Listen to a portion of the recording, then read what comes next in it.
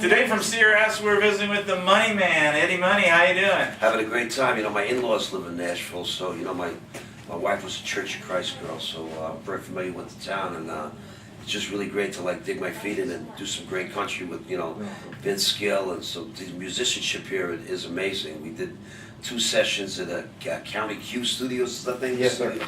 And I gotta tell you, it was a real pleasure. Everything in LA takes days and millions of dollars. These guys here are like me, they're very frugal, and everything just turned out great. Well, I know a lot of people remember all the hits, 2 Tickets to Paradise, and all. What would you say? I know that's a big hit, but if you had to come down with a couple of them, what's your biggest ones?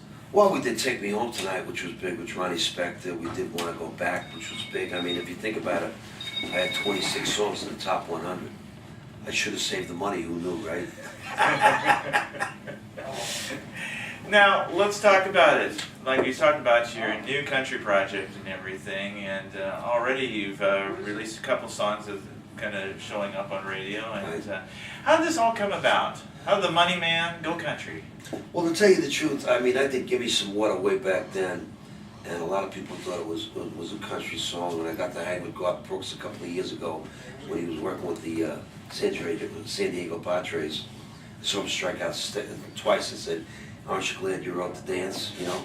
But it's a lot of fun, and Vince Gill's a great guy, and the quality of the musicianship that I've been using here is really great. And I think that, I don't know, the country music is getting more like rockabilly, like, you know, like "Don't Be Cruel" by Elvis Presley or "All Shook Up." So I don't know, it's just like I feel like in a way it just fit in really naturally to me. All the songs sound very, very rock to me, but you know, you got a great pedal steel guitar player and lap steel guitar player, and it was just a lot of fun. I mean, the quality of musicianship was great. I got to work with the lead guitar player from Leonard Skinner, and you know, he plays rock and roll on the weekends, and everybody's really great, and they're very, very professional, and everything happens so fast. I just love it. Everything in LA costs $600,000-$700,000, you know, and to do like four songs in 2 days was just amazing. I was very, very happy with the project.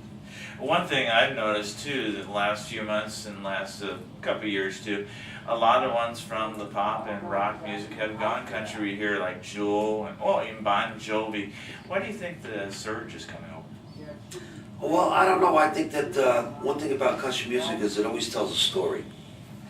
Just like "Give Me Some Water," my first single, it tells a story about a guy that gets hung down in Mexico, you know, and it's about an outlaw, and you know, like Waylon Jennings and people like that. Or I got the opportunity to meet Johnny Cash, which was a real pleasure, and John Carter Cash produced 10 songs for my daughter last year, and you know, just hanging out with people. Everybody here is like kind of like the good people in LA. Nobody's on airs, and nobody's walking on water, and I don't know, a bunch of homegrown people, and it's been really great. I've been having a lot of fun, and you know, I grew up with country, and I didn't realize it was even country. You know, songs like, you know, "Gotta Sink the Bismarck" and "Big Bad John" and "Stand By Your Man," all these songs that made it to the top 10 on AM radio, CHR radio, which is actually country. So I've had a lot of country running through me in a long time, and I used to open up Sammy Smith back in the 70s, which was, she had a couple of hits back in the 70s. I don't know if you remember Sammy Smith. So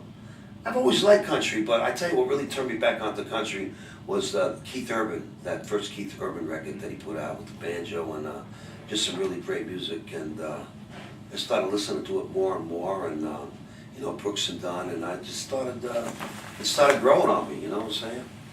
How about the song "Give Me Some Water"? Why don't we talk about that? Well, "Give Me Some Water" I actually did. I originally wrote that song for another band, but their old ladies didn't get along with each other, so of course, you know, women are always really good at breaking up the bands. So I went back and I did "Give Me Some Water" myself, and I had Nicky Hopkins, the legendary keyboard player on that played with the Rolling Stones, and David Lindley, who was playing like almost like a pedal steel guitar. David Lindley's a great slide guitar player, and I just thought that it always sounded really country to me, and these people from Big 7 Records said, "How would you like to cut some songs country?" And since I was in Nashville anyway visiting my in-laws, I decided that I had nothing better to do, and I went down. I was very excited about the quality of the musicianship, and having Vince Gill come down and sing on my records was just really a real honor, and it's been a lot of fun. You know, it's been opening up a lot of great doors for me, and I'm having a lot of fun. And you know, you mentioned Big 7 Records. They've really taken off this past year or so. How did you come in contact with them? Well, I know Dickie from way back, and Tommy Worth is a good buddy of mine, and he was doing this guy Tim Murphy that I thought was actually pretty good. And we got to talking to Dickie, and Dickie's like from San Jose, and I'm from Berkeley, so we're both Bay Area boys. So we just kind of got hooked up and started talking. He had a studio out there, and we were originally working on a song called Drinking the Better Days, which I think we're going to be doing on the next batch. You know, we'll see what happens. I mean, now that he wants to make a whole record, I mean, it's I thought it sounded like a pretty good idea. Well, let's talk about any touring in mind coming up. Well, I got a lot of shows coming up. As a matter of fact, I got a show they wanted me to hang out in town, but I got a show in Spokane, Washington. And, you know, I'm a rock act, and all the promoters found that I'm doing this country thing. They're all scared to death. Then I gonna come out and do all this big country set. They're going, I hope Eddie's still playing rock and roll. Because a lot of the promoters, they don't understand. But I think recently, I think country's really crossed over. And country to me is like classic rock in the 70s, you know? It doesn't sound like that much different. A lot of these country boys, you know, like Vince Gill was in Pure Prairie League, which was a rock band. I know Garth Brooks sang a lot of rock stuff like that. So, you know, I think that the people that are in country today actually were like me. We were all knocking them out doing, you know, rock shows back in the 70s, you know. They just went to country, and I think the country music has really come a long way. I mean, not that I don't dislike George Jones, but the new country to me it's rocking, it's great, and I love lap steel and pedal steel guitar, and I'm just having a lot of fun getting out there. And plus to bring the voice out more. And the producer here, he put a lot of Eagles harmonies in the songs that I would have never thought to put in. And I just thought that the way that everybody embellished the material just, you know, it was just a lot of fun, and it sounds good to me. I mean, for me to listen to my own material is a real rarity, and I like the new stuff. Well, Eddie, you have a lot of fans out there, and what would you say to your fans? Remember your music from the past and what's ahead?